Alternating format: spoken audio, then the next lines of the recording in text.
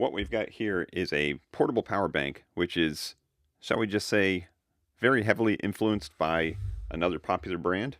In this video, we're going to check it out, we're going to test it out, and we're going to see how it compares up against this other popular brand. So let's get started.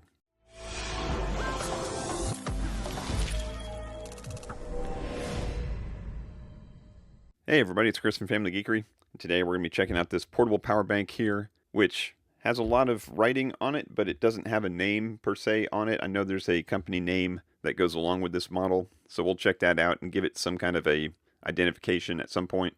But I'll have links to this down in the description below also. But basically we've got this Anker product over here, which has been on the market for a while, and they've done some updates to this. They've got some bigger models and some models that have AC built into them. But we can see that this thing is clearly influenced by the design and maybe even the specifications, but I think on paper this one may be a little bit better. So that's why I'm interested in checking this out and testing it to see if it is actually better and cheaper than the Anker brand. So like I said, the box itself is somewhat generic, so I'm just going to go ahead and get rid of that box, get this thing out, see what comes with it, and then we'll start looking at some of the specs. Okay, I lied. The box does have some information on it. It's got some application scenarios. It can charge up a laptop, it can charge up a phone, it can charge up rectangles, and whatever the heck this thing is. Alright, so the unboxing and what it comes with portion of this video is going to be super quick. It comes with this, and it comes with that. That is it. No cable, no charger. Now, the Anker products didn't come with chargers either, but I was hoping to at least see a cable in here, but that is not the case. So let's dig into some of the specifications. Oh, it did come with a cable. It was stuck underneath the handle here, and it just fell out. And it's a USB-C to USB-C as expected. It's a braided cable, so that's nice. I'm not sure what it's rated at. It doesn't list what it's rated at, but we'll see if we can figure that out as we test this thing out. But this is called the AP200L, and I've seen a couple different company names for it. I'm sure several different companies manufacture it, have the same model number for it. But let's look at the specifications for the AP200L here on the spec sheet. It's got a battery capacity of 192 watt hours, so that's how much battery storage it has in there. It's got a DC output here of 12 volts and 10 amps, I'm guessing, because it says 120 watts out. It's got a USB-C input and output that has 140 watts rated, so that right there is already better than the Anker competitor, which was 60 watts in and out. The USB-C 2 is 22.5 watts out. Then we've got a couple USB-A's that are 18 watts, and then a DC 7909 input, which can be used right here as the solar input. Looks like it's got a MPPT built in there for 20 to 60 volts up to 150 watts, and that's actually pretty impressive. 20 to 60 volts. I've got some large EcoFlow products that only allow like 30 or 32 volts into them. So 150 watts, that will charge this thing up pretty quick if you got the right solar panel for it. And then it's got an LED, it says, with 4 modes: normal, higher, flashing, and SOS. And the maximum output is 200 watts. So I'm guessing between the USB-C and the DC output combined, it can handle up to 200 watts output. That's going to be based on the battery capacity, and that's almost 1C. It would be 1C if it had a 200 watt hour capacity, but that's still pretty impressive. So let's take a look at the physical device itself. And like we mentioned, we've got a couple USB-Cs here. USB-C 1 is going to be your input output with 140 watt rating. We'll test that out. And then we got USB-C, which is an output for, tablets or phones, 22.5 watts. Then we got a couple legacy USB-A's at 18 watts each. Here's our 12 volt, 120 watt output. And here's our DC 7909 input here, 20 to 60 volts, 150 watts max in. And all of this is listed right here on the front, which is very nice. I appreciate that. That way you don't have to look it up in the book that you're probably going to throw it away, or hope that your sticker hasn't faded out on the bottom that has all these specs. So it's nice that it's right there. Just before you plug something in, you can verify what it is that it's supposed to be doing. Now I assume we got some kind of display up here, so let's go ahead and see if we can power this thing on and check that out. So a single press didn't work. Let's try long press. There we go. And that's got a pretty nice screen on it. So we got a battery percentage on the left. We got an input and an output power And then we're going to have a timer over here, hopefully both in the positive and negative direction as far as if it's charging or if it's discharging. So we'll test out that charging in just a second. But we got a nice little strap, and this seems to be a heavy duty. The strap itself is heavy duty. I'm not sure how heavy duty these little holders are, but it certainly feels good to go. Nothing on the back. We got some ventilation on the sides. And then, unlike the Anker that you can see that it's got an LED, this one is kind of hidden here. And I wasn't exactly sure what it was going to look like because none of the pictures really showed it, but it is very similar to the lantern style LED that the Anker provides. It's just a lot more hidden and compact when it's folded up. Speaking of compact, these are both the same capacities and they're very similar in size. The Anker does feel heavier, so that could be a difference in battery size. Maybe this one is actually lying, but I hope not. It could be a difference in the quality of the electronics inside. That's certainly a possibility, but they're, again, very, very similar. Just this one seems to be a little bit heavier. So let's go ahead and get this thing plugged in and charging up, and we can test that charging speed. At the same time, we'll test this cable here. I've got an Anker desktop charger, which should be capable of providing that 140 watts to the input. So let's go ahead and use the included cable and plug that into the desktop charger and see what happens.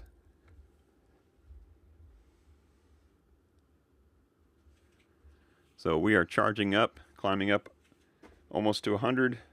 We're at 92 watts, and that basically matches pretty close to what we're seeing on the desktop charger. And it does show a charging time of 53 minutes to get this all the way from 68% up to its maximum. So there are a couple reasons why this might not be going up to 140. One, it could be just the cable that comes with it. That would be unfortunate. You would like to think that the cable that they provide would match the specs of the power bank itself. But it also could be just some simple factors of the state of charge, not drawing the full amount if it's getting higher in charge. It could be the temperature of the batteries. Maybe they need to warm up before they can take the full input power. But let's start with the easiest solution first. I'm going to go grab a cable that I know is rated for that 140 watts at least, and we'll give that a shot first. Alright, so here is a USB-C cable that is listed at 240 watts. And I grabbed these things on Amazon, I think like a 2-pack for $10 when they go on sale. So it's definitely worth having these things around for devices like this that may come with cables that aren't as high quality. So let's see how this thing charges with this new cable. Alright, and it looks like perhaps maybe it's not the cable because it's climbed up to 90 watts and it's staying right there. So it may be one of those other factors that I listed before. Let me go ahead and figure out if I can set up a test to test the output power of that same port to see if we can get 140 watts out of it. Alright, so this is not always easy to set up, especially with bidirectional ports, but I'm going to talk fast because it's working. And I've got just a cable going from here into this other Anker, and this is the Solix 300 DC. And it's got a bidirectional port down here that's 140 watts capable. We've got that bidirectional port up here that's 140 watts capable, and it is outputting that 140 watts into this one. And we're seeing about 134 watts coming in there. So you've got a little bit of cable loss, you got a little bit of calibration difference between the two, but that is going to be an acceptable number. And I said I was going to talk fast because this is at 97%, so I'm sure it's going to start to slow down pretty soon. But we definitely had 140 watts coming out of that port, so that is good to go. Alright, so I actually had that previous charging test set up wrong, and I was going into this fourth port here, but I think I've programmed this desktop charger to have priority on the first port. So it is definitely charging out 130 watts right now. We got 130 watts coming in, so that is good. And when I plugged this in, the charger did have a big 140 that showed up there, so it kind of shows that it recognizes the triggering of the 28 volts at 5 amps or 140 watts. So I'm convinced this is a true 140 watt input and output port here. So that's pretty great. So what we're seeing really is we've got some of the specifications of the newer Anker Solix line, and we've got the design aesthetic of the older Anker line. And again, we've got the price point that is below both of these. So far so good on this AP200 power bank. So I'm going to let this continue to charge up, but we're going to take a look at the LED light or the lantern real quick. We popped it up before, but we didn't test it out, so let's go ahead and pop it up again. And let's go ahead and hit this button once, and that turns it on. Let's hit it again, and now that is definitely brighter. So strobe warning, there's going to be some flashing on this light here, so if you are photosensitive, go ahead and stop watching for a second. But I'll hit that the third time, and now we've got, looks like our SOS pattern. And then we hit it a fourth time, and it is, yeah, definitely a blink or a strobe. So let's go ahead and turn that off. So that works great. Let's see what happens if we have it closed down and we hit that button. Doesn't look like it activates it. That's good. So if you accidentally bump it, doesn't look like it's going to be doing anything.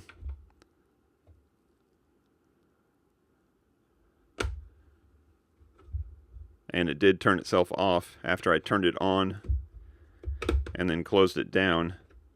It turned it off. So that's some pretty good features that didn't have to be there that are actually make perfect sense to save your battery. So let me get another test set up and I'll be right back. Alright, so next up I'm going to test out that solar input here, which we said was good for 20 to 60 volts up to 150 watts. So I've got this power supply here that I'm going to output 50 volts, and we're going to see if it draws up to the 3 amps that it needs to get this thing charging at 150.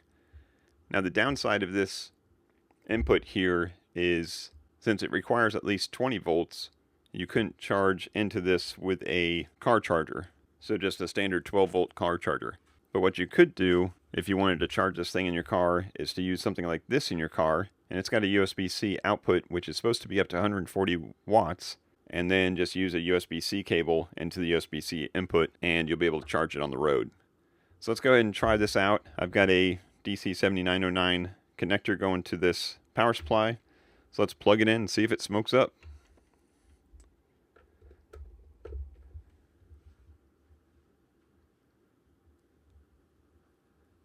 Alright, so it seems to be okay with the 50 volts going in.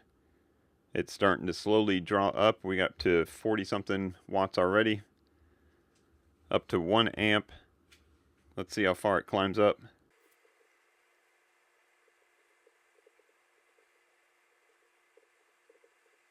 And here we are. We are approaching 150 watts. Hopefully it caps it out at a 3 amp max. So yeah, if you can put together the right size panels between your voltage and your current, this thing is definitely taking 140 watts plus going into that DC port there. Alright, so I happen to have from another power bank this DC output adapter, which goes from this barrel connector here, I think that's a 5521 or something, to just a standard car socket. So let's go ahead and plug this in. And there is no on-off switches for any of the stuff. It's all just DC, so I think it's just always on. And we're going to use this adapter I showed you before, along with its included cable here, to charge up this Anker Solix. So let's go ahead and plug this into USB-C 2. We'll plug that into the DC port. And we definitely have power. Let me go ahead and zoom out a little bit so you can see that we definitely have power here. So let's go ahead and plug this into that bidirectional 140 watt port here and see what it says. Now remember, we are still getting pretty close to this capacity here, so I'm not sure how much it's going to draw. But it says 200 watts out. I'm not sure how that's happening because it's only showing 137 coming in here. But either something's wrong there or something's about to get really hot. So I'm not sure what it is. There is no reason why this 12 volt port should be putting out 200 watts, but at least we know, yes, the 12 volt port works, and it's certainly capable of more than 100 watts. That's assuming that this inexpensive little car charger here is capable of that same amount. So let me grab a voltmeter, and I'm just going to actually test out what kind of voltage is happening inside this adapter here. So let's see if I can get this all the way in the middle here, like playing Operation, and get this to the outside. We've got 13.03 3 volts. So about what I expected. I was hoping not to see like 20 volts sitting there as a potential, which was causing that 200 watts or whatever it thought it was putting out. So your mileage may vary with something like this, but at least we know, yes, it's putting out 13 volts. I'm not sure how regulated it is, but it's there if you need it. Alright, so we've given a nice thorough test to this AP200L, and possibly even a more thorough test than what it really needs. Like I said, it's an inexpensive alternative to the Anker products, borrowing heavily from the design aesthetic, but delivering the specs that it advertised and doing a great job at it. Now, like I said from the beginning, these things are sometimes ambiguously advertised. I've seen this as the AP200L. There's also an AP200S, and it looks like it's identical except for the fact that the output of the USB-C 2 is also capable of 140 watts. So if you see one of those, the S is a little bit better than the L. But really, this thing packs a good punch. It's got some great specs. It's got some incredible solar input for what it is. So if you're going hiking, camping, canoeing, you could definitely keep this thing charged up and use it to keep all your devices charged up. But I think that's going to do it for this video. I hope it was helpful. If it was, I appreciate a thumbs up. Go ahead and check out the rest of the channel. We've got lots of other tests done on all these other power banks and solar generators, and then a slew of other geeky stuff too. But that's going to do it for this one. I thank you as always for watching, and until next time, peace out and geek out.